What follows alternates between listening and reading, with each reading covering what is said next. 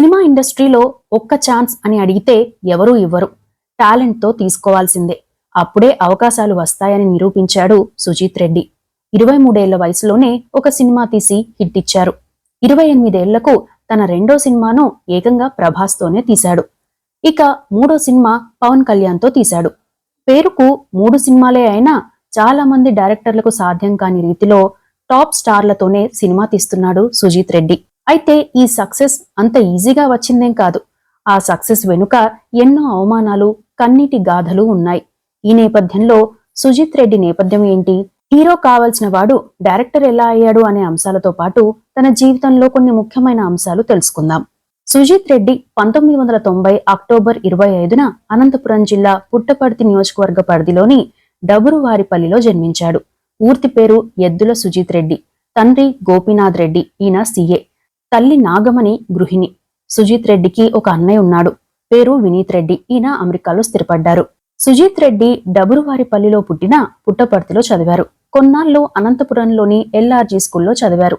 ఆ తర్వాత తండ్రికి చెన్నైకి బదిలీ కావడంతో చెన్నైలో 10th వరకు చదివారు. ఇంటర్మీడియట్ కోసం మళ్లీ అనంతపురం వచ్చారు.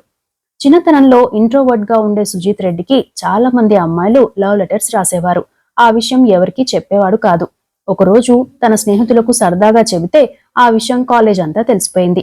ప్రిన్సిపల్ కి కూడా తెలిసింది. అయితే సుజీత్ రెడ్డి అమ్మాయిలకు లెటర్స్ రాస్తే యాక్షన్ తీసుకోవచ్చని, అయితే అమ్మాయిలే లెటర్స్ రాస్తే అందులో సుజిత్ తప్పేముందని అనేవారట ప్రిన్సిపల్. ఆ తర్వాత ఆ లెటర్స్ తోనే కాలేజ్లో సెలబ్రిటీగా మారాడు సుజీత్ రెడ్డి. ఇంటర్ పూర్తయ్యాక తన కుమారుడు తనలాగానే సీఏ అవుతాడని భావించారు గోపీనాథ్ రెడ్డి. అందుకోసం విజయవాడలోని ఓ ఇన్స్టిట్యూట్ లో సీఏ కోర్సులో చేర్పించారు. అయితే సుజీత్ రెడ్డికి సీఏపై ఆసక్తి ఉండేది కాదు. సినిమాలు ఎక్కువగా చూసేవాడు. విజయవాడలోనూ సినిమాలు చూసి ఆ స్టోరీలను ఇంకో కోణంలోకి మార్చి తన స్నేహితులకు చెప్పేవాడు. పవన్ కళ్యాణ్ సినిమాలను మిస్ కాకుండా చూసేవాడు. జానీ సినిమా టైంలో ఆ సినిమా బ్యాండ్లను కలెక్ట్ చేసి దాచుకునేవాడు. ఇక కుమారుడి ఇంట్రెస్ట్ ని గమనించిన తల్లి, అసలు నువ్వేమవుదాం అనుకుంటున్నావని ఓ రోజు గట్టిగా అడగడంతో తనకు సినిమాలపై ఇంట్రెస్ట్ ఉందని చెప్పారట సుజీత్ రెడ్డి. దీంతో తండ్రిని ఒప్పించి చెన్నైలోని ఎల్వి ప్రసాద్ ఫిల్మ్ ఇన్స్టిట్యూట్ లో PG diploma in film technology కోర్సులో చేర్పించారు. ఆ కోర్సులో ఉన్నప్పుడే సినిమా స్టోరీలపై ప్రయోగాలు చేసేవాడు. ఆ కోర్సు పూర్తయ్యాక షార్ట్ ఫిల్మ్స్ పై దృష్టి సారించాడు. తొక్కలో లవ్ స్టోరీతో సహా దాదాపు 20 షార్ట్ ఫిల్మ్లను పూర్తి చేశాడు. ఆ సమయంలో తన షార్ట్ ఫిల్మ్స్ బాగా రావాలంటే మంచి కెమెరా ఉండాలని తల్లిని అడగడంతో తన నగలు తాకట్టు పెట్టి అప్పట్లో 50,000 రూపాయల కెమెరాను కొనిచ్చారట తల్లి. ఆ తర్వాత పలు షార్ట్ ఫిల్మ్స్ కంప్లీట్ చేశారు. అయితే ఎన్ని షార్ట్ ఫిల్మ్లు చేసినా రియల్ మూవీ తీయాలంటే ఎలానో అర్థమయ్యేది కాదు. ఆ సమయంలోనే పూరి జగన్నాథ్ ఇచ్చిన ఇంటర్వ్యూ చూసి ఆయన వద్దకు వచ్చారు. తాను తీసిన షార్ట్ ఫిల్మ్లు పూరి జగన్నాథ్ కి చూపిస్తే అసలు నువ్వేమవుదాం అనుకుంటున్నావు అని అడిగారట పూరి గారు. మీ దగ్గర అసిస్టెంట్ గా జాయిన్ అవుతాను అని సుజీత్ రెడ్డి చెబితే, నువ్వు తీసిన షార్ట్ ఫిల్మ్స్ చాలా బాగున్నాయి, డైరెక్ట్ గా సినిమా తీసే టాలెంట్ ఉంది, అలా ట్రై చేయి అని పంపించేశారట. పూరి జగన్నాథ్ తనను వదిలించుకునేందుకే అలా చెప్పాడేమో అని అనుకుని బాధపడి వెళ్లిపోయారట సుజీత్ రెడ్డి. ఆ తర్వాత తనకు తెలిసిన వారి ద్వారా ఓ కెమెరామ్యాన్ వద్ద అసిస్టెంట్ గా చేరాడు. అయితే ఆ కెమెరామ్యాన్ చాలా ఈగోయిస్ట్. కనీసం తనతో పాటు సినిమా షూటింగ్లకు తీసుకెళ్లేవాడు కాదు. తన పర్సనల్ పనులు చేయించుకునేవారు. ఓ రోజు వర్షం పడుతున్న సమయంలో సుజిత్ ను బయటకు పంపించి 2 బీర్లు తెమ్మన్నారు. డబ్బులు ఇవ్వలేదు.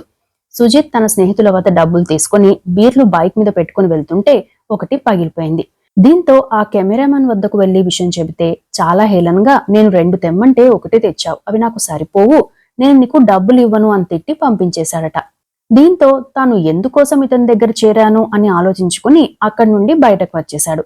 స్నేహితుడి రూమ్ లో ఉండి ఇంటికి వెళ్లిపోయాడు. ముందుగా బాధగా అనిపించినా తానేం తప్పు చేయలేదు కాబట్టి తాను బాధపడాల్సిన అవసరం లేదని తనను తాను సమాధానపరుచుకున్నాడు. అంతేకాకుండా అప్పటి వరకు హీరోగా కూడా ఛాన్స్ల కోసం ట్రై చేసిన సుజిత్ ఆ విషయంలోనూ కొన్ని అవమానాలు ఎదుర్కొన్నాడు. దీంతో తాను హీరోగా సక్సెస్ కాకపోయినా డైరెక్షన్ లో సక్సెస్ కావాలని అనుకుని డైరెక్షన్ పై దృష్టి పెట్టి పలు స్టోరీలు రాసుకున్నాడు. తన దగ్గర ఉన్న స్టోరీలు పట్టుకుని పలువురు డైరెక్టర్లను, నిర్మాతలను కలిశాడు. కొన్ని చోట్ల అవమానాలు, చీత్కారాలు ఎదురయ్యాయి. ఓ నిర్మాతను కలిసి మంచి స్టోరీ ఉందని చెబితే ఆయన చీత్కరించుకుంటూ, నువ్వేమన్నా తోపు అనుకుంటున్నావా, సినిమా తీయడం అంత ఈజీ కాదు, నేను రాసిస్తున్నా, నువ్వు జీవితంలో దర్శకుడివి కాలేవు, ఒకవేళ అయినా హిట్ కొట్టలేవు అన్నాడట. ఇలాంటి అవమానాలు చాలానే ఎదుర్కొన్నాడు సుజీత్ రెడ్డి. అయినా సరే పట్టుదలతో పనిచేశాడు. అప్పటికే వెన్నెల కిషోర్ లాంటి వారు పరిచయమయ్యారు. సుజిత్ చేసిన షార్ట్ ఫిల్మ్స్ బాగుండడంతో సర్కిల్ కూడా ఏర్పాటైంది. వెన్నెల కిషోర్ కూడా ఓ మూవీ ఆఫీస్ లో పరిచయం అయ్యాడు. ఇక కొన్నాళ్ల తర్వాత తాను రాసుకున్న లవ్ స్టోరీతో ఓ ప్రొడక్షన్ హౌస్ కి వెళ్లారట సుజిత్. వాళ్ళు చాలా సార్లు తెప్పించుకొని రిజెక్ట్ చేశారు. మరో ప్రొడక్షన్ హౌస్ కి వెళ్లి తన స్టోరీ చెబితే 5 నెలల పాటు అలా మార్పులు చేసి వినిపిస్తూ వచ్చారు. చివరికి వాళ్ళు స్టోరీ బాగుందన్నారు. తాను పడిన శ్రమ ఫలిస్తుందన్న ఆనందంతో ఇంటి నుండి బయలుదేరాడు. అప్పటికే వర్షం పడుతుంది. అయితే మార్గం మధ్యలోనే ఫోన్ రింగ్ అయితే ఎత్తాడు. ఆ సినిమా ఆఫీస్ మేనేజర్ ఫోన్ చేసి, చూడమ్మా, ఈ కథకు బడ్జెట్ ఎక్కువ అయ్యేటట్లు ఉంది, వేరే కథ ఉంటే చెప్పు అన్నారట. అంటే గంటకే సీన్ మారిపోయింది. దీంతో రోడ్డు పక్కన కూర్చొని 3 గంటల పాటు ఏడ్చారట సుజిత్. ఆ బాధతో వెన్నెల కిషోర్ కు ఫోన్ చేస్తే, ఆయన, నువ్వేం టెన్షన్ పడకు, నీ దగ్గర టాలెంట్ ఉంది, నువ్వు గంటలో షార్ట్ ఫిల్మ్ రాస్తావు, సినిమా స్టోరీ ఒక్క రోజులో రాయలేవా అని అనడంతో కొత్త జోష్ వచ్చినట్టయింది. ఇంటికి వెళ్లి స్టోరీ రాద్దామని అనుకున్నాడు. తీరా చూస్తే బండి స్టార్ట్ కాలేదు, పెట్రోల్ అయిపోయింది, చేతిలో చిల్లి గవ్వలేదు, ఫోన్ ఛార్జింగ్ అయిపోయింది. ఓవైపు కన్నీరు, బాధ, నీరసం, కసి, ఆలోచనలు, ఇలా అన్నీ ఆలోచిస్తూనే జూబ్లీహిల్స్ నుండి ముషిరాబాద్ వరకు బండిని నెట్టుకుంటూ వెళ్లారు సుజిత్. ఆ రోజు రాత్రి నిద్రపట్లేదు. అదే టైంలో ఓ స్టోరీ ఆలోచన వచ్చింది. ఆ స్టోరీని కొంత రాసుకుని ప్రొడక్షన్ హౌస్ కి ఫోన్ చేస్తే వాళ్ళు ఓకే అన్నారు. మరుసటి రోజు రమ్మంటే తనకు పని ఉందని చెప్పి 3 రోజులు టైం తీసుకుని మొత్తం స్క్రిప్ట్ రాసుకుని వెళ్లాడు సుజిత్. ఒక్క డైలాగ్ కూడా మార్పులు లేకుండా స్టోరీ ఓకే అయింది. ఆ మూవీనే 2014లో వచ్చిన రన్ రాజా రన్ సినిమా. శర్వానంద్, సీరత్ కపూర్, అడవిశేష్, సంపత్ రాజ్ తదితరులు ప్రధాన పాత్రలో నటించిన ఈ మూవీని ఉప్పలపాటి ప్రమోద్, వంశీకృష్ణారెడ్డి నిర్మించారు. 40 కోట్ల రూపాయలతో తీసిన ఈ సినిమా దాదాపు 25 కోట్లు వసూలు చేసింది. తొలి సినిమాతోనే హిట్ అందుకున్నాడు సుజిత్ రెడ్డి. ఆ సినిమా రిలీజ్ అయిన కొన్ని రోజులకే యూవీ ఆఫీస్ నుండి ఫోన్ వచ్చిందట. ప్రభాస్ గారు కలవాలంటున్నారు అని చెబితే వెళ్లి కలిశారు. అప్పటికే సుజిత్ తీసిన షార్ట్ ఫిల్మ్స్ ని చూశారట ప్రభాస్. ఆ తర్వాత కొన్ని తమిళ, కన్నడ స్టోరీస్ వస్తే వాటిని ట్రాన్స్లేట్ చేసి ప్రభాస్ కి వినిపించేవారట సుజిత్.